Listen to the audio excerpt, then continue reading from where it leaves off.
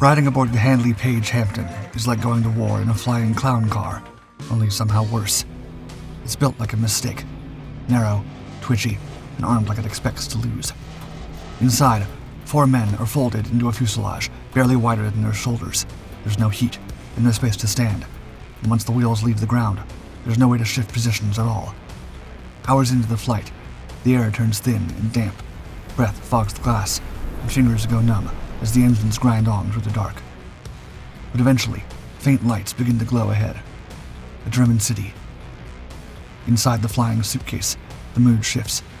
This strange, stubborn bomber has a habit of making Nazis look like fools. Hitler stood before a crowd that stretched as far as the eye could see. Thousands of followers had gathered just to hear him talk, waving red banners, sporting the Nazi swastika, and saluting the marching soldiers with raised arms. It was August 1934, and he had just become Führer of Germany, taking complete control of the nation he promised to lead into a 1,000-year Reich.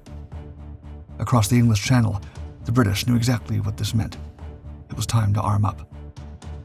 For over a decade, post-war treaties had kept Germany and the rising Nazi Party from getting their hands on advanced weapons capable of unleashing worldwide devastation once more. But Hitler was not a man to be constrained by words written on old pieces of paper. Soon after his rise to power, he ordered the creation of a new generation of aerial warriors, an air force armed with machines faster and more powerful than anything the world had ever seen. The Luftwaffe was about to take off. To prepare for this growing danger, the British Air Ministry was already modernizing its fleet for a new kind of bomber, one that could serve in any war Hitler and his fanatical followers might start in the years to come. It had to be versatile and durable, able to carry payloads deep into enemy territory, yet agile enough to cross hostile skies without being intercepted. By 1936, 3 companies had stepped forward to turn that vision into reality. The first was the Vickers-Wellington, built by the London-based firm Vickers-Armstrongs. This twin-engine bomber, just 64 feet long, could carry 4,500-pound bombs while flying at 235 miles per hour, which for the time was a decent feat. It would take its powers even further, able to lift even heavier loads and become a workhorse of the Royal Air Force. Next came the Armstrong-Whitworth-Whitley, a larger 70-foot-long aircraft designed for frontline service with a crew of 5. It was equipped with 14 bomb cells, allowing for sustained bombing runs, and making it effective for wide-area attacks against open enemy positions. And finally came the smallest of the 3, the Handley Page Hampden. Much like its siblings, it was another medium twin-engine bomber, capable of delivering ordnance, torpedoes, and mines straight into the heart of enemy territory. Yet when pilots saw it, few believed they would actually be expected to fly this narrow, unconventional aircraft against Hitler's forces. Upon seeing one of the first versions of the Hampden, aerospace journalist Charles Gray decreed that the aircraft, quote, looked like a flying suitcase. Gray was not exaggerating. The fuselage, barely 3 feet wide, was about the same size as a standard fighter, but with one critical difference. Instead of being designed for a single pilot, the Hampden was meant to be operated by a crew of 4. Alongside the pilot sat a radio operator, a rear gunner, and a navigator, who also had to serve as a bomb aimer, and who could barely reach his station controllers due to the lack of space. The aircraft was so cramped, the crews could not even stretch their legs during flight, let alone shift around inside the cockpit once the wheels left the ground. The crew's movement was so restricted that if an enemy bullet struck the pilot mid-flight, it would have been nearly impossible for the others to pull him back. In that grim scenario, the rest of the crew would have to sit and watch helplessly as the aircraft went down, with all of them inside. Aside from the narrow frame, crews also had to fight against complicated control panels, packed with dozens of switches and buttons that had to be memorized by heart to ensure their bombs didn't miss their mark during a raid. But focusing while flying inside the Hampden was not easy. The aircraft lacked heating systems and even basic facilities for relieving themselves during missions, turning long operations into pure hell for every crew member trying to stay sharp. Still, all these shortcomings came with a trade-off. While the aircraft was far from comfortable, its compact size allowed for its 2 980-horsepower Bristol Pegasus 9-cylinder engines to deliver a performance that, at the time, placed the aircraft among the most powerful bomber designs the Royal Air Force had ever fielded. In fact, the Hampden was the fastest of Britain's twin-engine bomber trio, able to reach speeds of up to 247 miles per hour, climb to almost 20,000 feet, and cover a range of around 1,200 miles, even when carrying a heavy bomb load. and although basic human needs had clearly not been a priority for engineers, they had still given themselves to the task of providing crews with increased maneuverability, even at high speeds. To achieve this, Handley Page paid close attention to the wing design. Instead of a single rigid structure, they built them in 3 parts: a center section, a left outer wing, and a right outer wing, each with tapering tips and a wide root to reduce drag and improve airflow. The Hampden's wide glazed nose gave its pilot unusually good forward and downward visibility, a rare advantage for an early war bomber. It allowed crews to spot threats ahead with just enough warning to throw the aircraft into a sharp turn and try to evade. And if an enemy came straight at them, the pilot could fire the Hampden's single forward-firing 77mm Browning set to disrupt the attacker before it ruined the bombing run.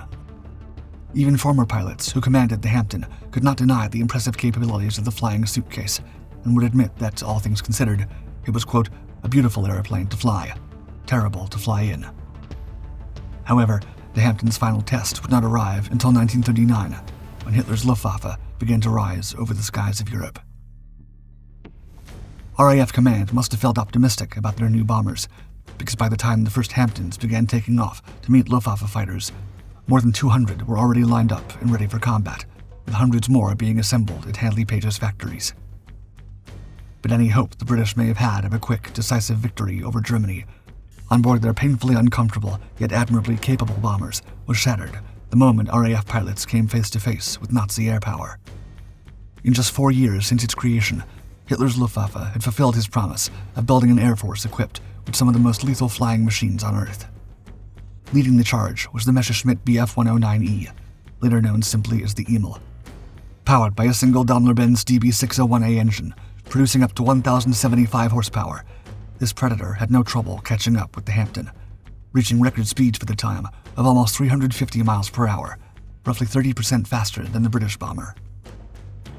And although Hampden crews could often spot the Emils approaching and swing their aircraft into defensive position, their machine guns were no match for the twin 7.92mm MG-17s mounted on the German fighter.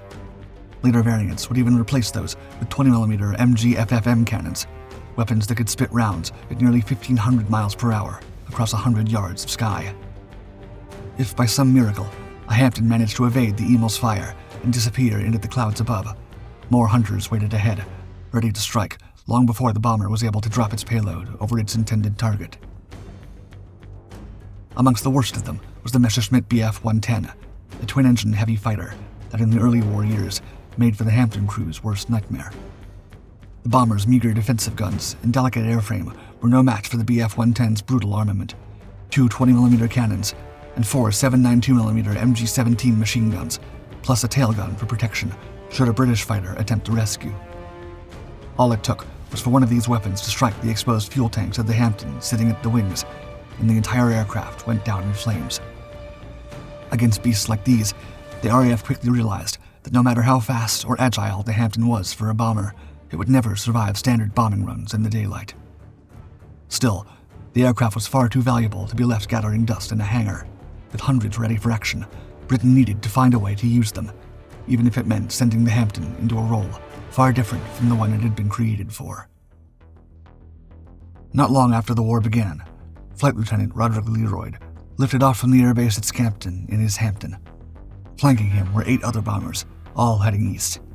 They were conducting intelligence gathering missions, meant only to watch the enemy from above and report back to base. Some crews even left their bombs behind in favor of propaganda leaflets to scatter over German-occupied territory before rushing back home. It was hardly the sort of action-packed mission the aircraft or airmen like Leroyd had trained for.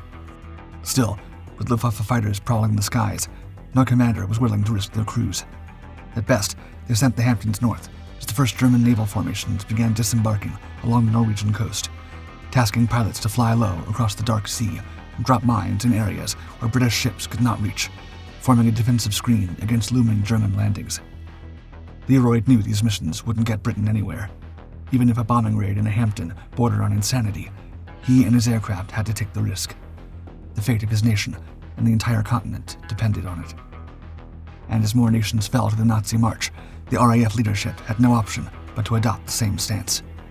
Soon enough, commanders were giving the all-clear for Leroyd and a group of Hampdens to take off toward Germany and carry out a bombing strike over enemy territory. The attack would have to take place at night, when the chance of being spotted by enemy fighters was slimmer. They would have to enter the strike zone, skimming the treetops, just 150 feet above the ground, to avoid detection. There were no guarantees any of them would make it out alive.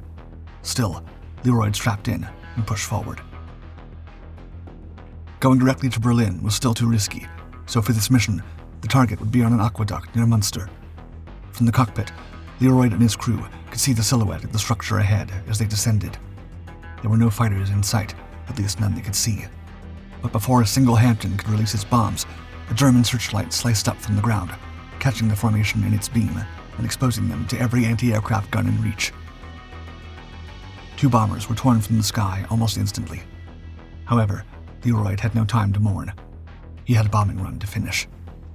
Diving through flak bursts, he and his crew pushed the Hampden's twin engines to their limit, weaving past incoming fire as they closed in on the target. But before they could get into strike position, a streak of fire struck Leroy's wing. The entire aircraft shuddered violently, threatening to roll out of control. The crew clung to their stations, fighting the failing hydraulics to keep the bomber steady. The undercarriage was gone, but to Leroy's relief, the bomb release still functioned. Once lined up, he and his crew dropped the payload cleanly, sending a bloom of fire across the night as it detonated on impact. With the aircraft badly wounded, Leroy banked hard toward home, dodging flak until he finally crossed into the safety of the English Channel, praying the battered Hampden would hold together. Landing at night was impossible. One misstep would destroy the crippled bomber. So the crew circled until dawn, riding out the hours in a freezing, damaged shell of metal. At first light, Leroy brought the Hampden down, scarred, barely holding together, but alive. Germany might have ruled the skies, but Leroy had just proven that the Hampden still had fight left in it. And next time, it would push even deeper into enemy territory. It was the early hours of the morning when Berliners were jolted awake as sirens began to wail. Some leaned out their windows, confused, but the low, heavy clouds made it impossible to see anything in the night sky. Most simply went back to bed. Not a reason to be afraid, they believed. It was 1940, and Hitler had assured them that the capital was untouchable, protected by layers of anti-aircraft defenses and patrolling Luftwaffe fighters. No enemy aircraft would dare even to come close. And yet, at that very moment, a force of more than 100 British aircraft was descending toward Germany. Among them was a formation of 67 bombers, Handley Page Hampdens and Vickers Wellingtons, tasked with a single mission: to infiltrate Berlin's airspace and cripple its airports, power stations, factories, and electrical plants. Getting to Germany had been brutal. Pilots battled a wall of headwinds that seemed determined to shove them back toward Britain, and the moment they crossed the border, German tracer fire clawed at the sky to meet them. Now that they'd arrived, their challenges weren't over. The thick cloud cover, although useful for protecting them from flak batteries and lurking fighters, also obscured their targets. Still, the Hampdens hadn't come all this way to return home with their bombs unused. From above the clouds, payloads began to rain down on Hitler's capital. Once again, Berliners leapt out of bed, eyes wide with fear, upon realizing this was not a false alarm. Many had no idea what to do. It was their first time experiencing a bombing raid. Some rushed into the streets, scrambling to find any shelter sturdy enough to withstand the explosions they feared were moments away. As they ran, a few caught sight of the Hampdens as they briefly broke through the cloud cover, their sleek silhouettes darting across the darkness as pilots sent their deadly cargo tumbling down below. For Germany, it was a wake-up call. If this strange, narrow-framed machine could slip through the Luftwaffe's defenses and reach the skies over Berlin, then the Royal Air Force could strike any city in the Reich. Though the Hampdens' bombs missed their intended targets that night, many falling harmlessly into farmland beyond the city, the message to Hitler had been sent. Even in the face of his mighty Luftwaffe, the Flying Suitcase was not going away.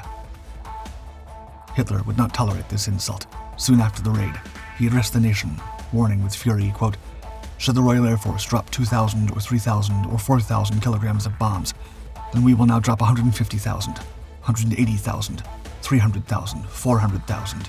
Yes, 1 million kilograms in a single night. If they increase their attacks, we will erase their cities. We will put these nighttime pirates out of business, so help us God." But the Hampden crews were not scared of him. By mid-1942, the Hampden was preparing for yet another mission over German territory. But this time, The operation would be unlike anything the slim bomber had ever faced before. This time, it would launch alongside one of the largest aerial armadas the world had ever seen.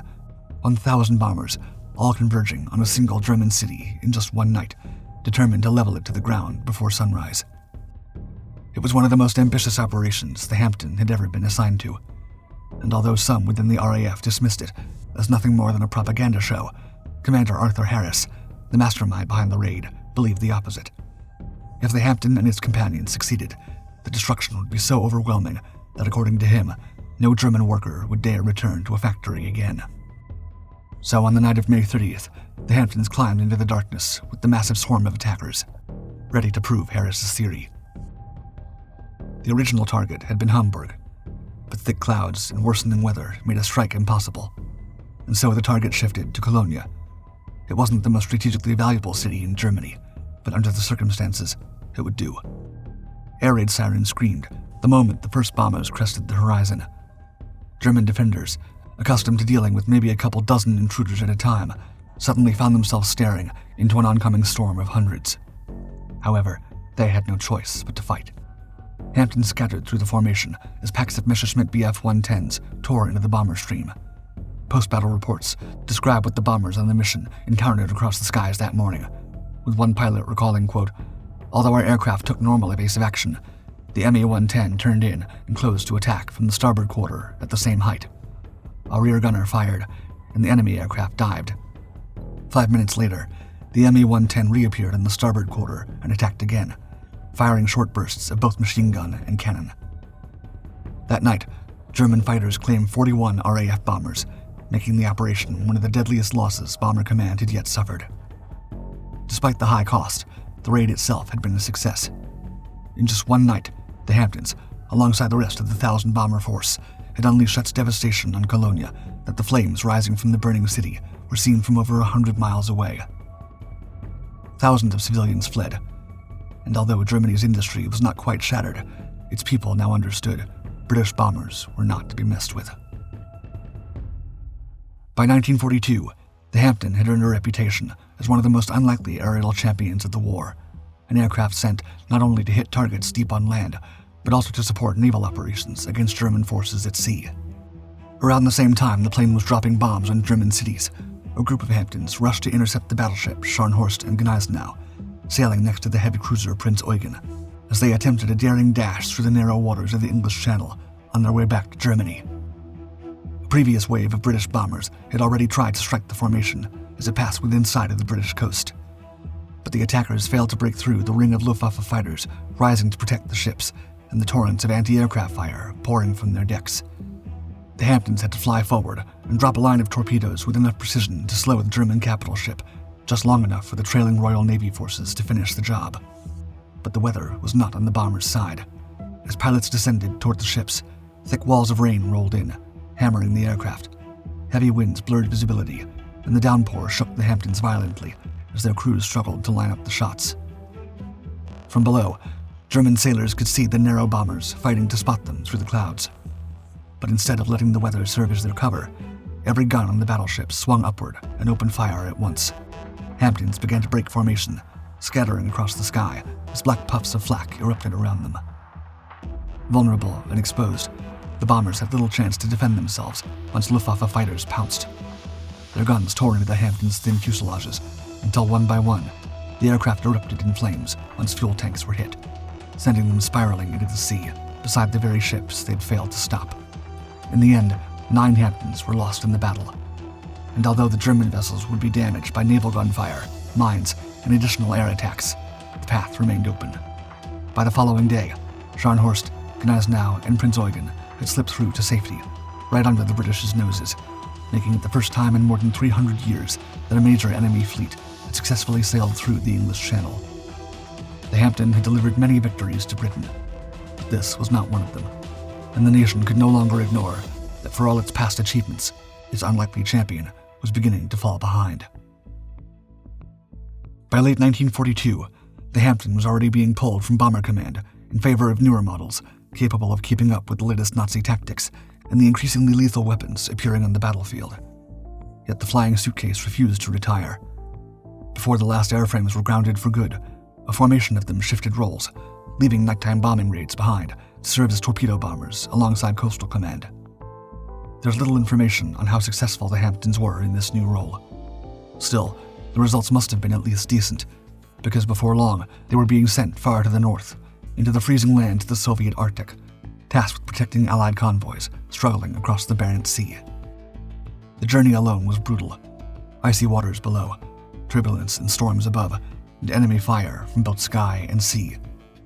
9 Hampdens were lost before even reaching Vanga Airfield in the far northwest of the Soviet Union. And once they arrived, the mission did not become any easier. If flying the Hampden was already uncomfortable in Britain, operating it here must have been borderline impossible. The brutal cold, roaring blizzards, and unrelenting winds threatened to freeze the crews stiff inside their aircraft before they could even lift off the snowbound runways. Still, when September arrived, and word spread that the battleship Tirpitz had vanished from her moorings, likely slipping out to hunt for merchant vessels, Hampden crews didn't hesitate. They strapped in and took off. At nearly 43,000 tons, Tirpitz was the heaviest warship afloat, armed with 8 15-inch guns that rattled even the most veteran Allied sailors. A single well-aimed salvo could send an entire formation diving for cover. The Hampdens had to prevent that at all costs. The survival of the Eastern Front supply line could depend on it. For hours, the Hampdens swept across the Arctic, following the course they believed the German ships had taken, then retracing it, searching every fjord and inlet for a glimpse of the battleship. But no matter how far they flew, Tirpitz was nowhere to be found. What the British did not yet know was that even with all their shortcomings and obvious obsolescence, the Hampdens still managed to make the Germans nervous. The moment the first of them landed in the region, German sailors were given the same grim warning: stay alert for the sleek British predators overhead.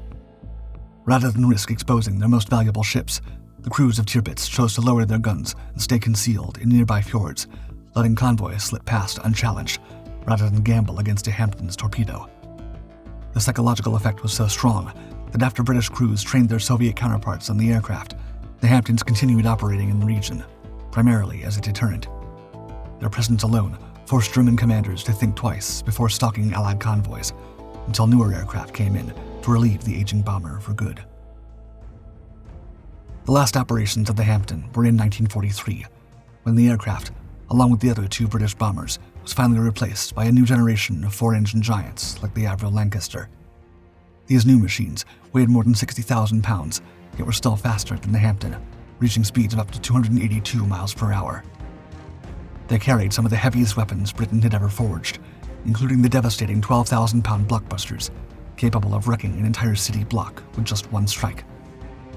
By the time these new models took over, the Hampden production line was officially shut down, after having built more than 1,400 airframes. Out of these, roughly half were destroyed in combat. The rest vanished in the chaos of war, or were quietly scrapped in the years that followed. Today, no operational Hampden is believed to remain, with only 3 partial restoration models known to survive. And yet, even without a single complete aircraft left in the world, the Hampden's legacy continues to soar high, almost 100 years after it first took off. A legendary flying suitcase that, against all odds, forced the Nazis to keep one eye fixed on the sky at all times.